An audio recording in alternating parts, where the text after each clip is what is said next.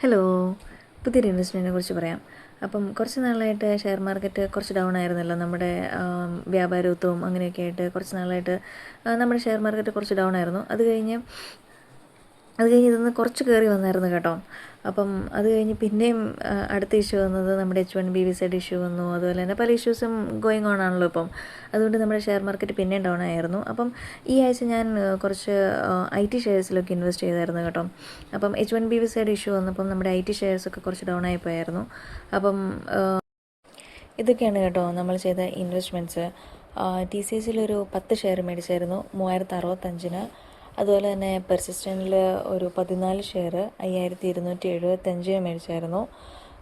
പിന്നെ federal bank ഇച്ചിരി down ആയെന്ന് കണ്ടപ്പം ഫെഡറൽ ബാങ്കിലൊരു 50 ഷെയർ 194.96 മേടിച്ചു.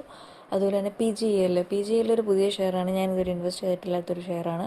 അപ്പോൾ അത് കുറച്ച് ഡൗൺ ആണെന്ന് കണ്ടതുകൊണ്ട് ഒരു 20 ഷെയർ ഒരു 560-ന് മേടിച്ചായിരുന്നു കേട്ടോ.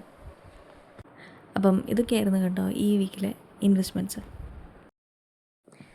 നമുക്ക് ഉറപ്പൊന്നുമില്ല കേട്ടോ ഇതൊക്കെ കയറുമെന്ന്.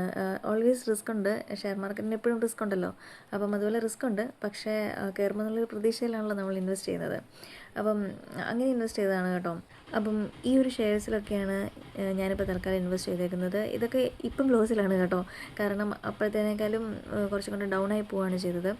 അപ്പം ഇത് കയറുവാണെങ്കിൽ ഞാൻ കാണിച്ചു തരാം കേട്ടോ. കയറുന്നത് അനുസരിച്ച് എത്ര നാളെടുക്കുന്നു, അതുപോലെ തന്നെ എത്ര പ്രോഫിറ്റ് കിട്ടുന്നുണ്ട്, അതൊക്കെ ഞാൻ കാണിച്ചു തരാം കേട്ടോ. അപ്പം അതുപോലെ തന്നെ ലോങ് ഇൻവെസ്റ്റ്മെൻറ്റ് ആഗ്രഹിക്കുന്നവർക്ക് ചിലപ്പം ഇൻവെസ്റ്റ് ചെയ്യാനൊരു പറ്റിയ ടൈം ആയിരിക്കും കേട്ടോ.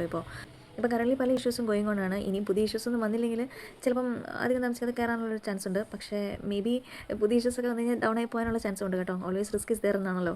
അപ്പം റിസ്ക് എടുക്കാൻ താല്പര്യമുള്ളവർക്ക് ഒരു ലോങ് ഇൻവെസ്റ്റ്മെൻറ്റ് ചെയ്യാൻ പറ്റിയൊരു ടൈമാണെന്ന് തോന്നുന്നു.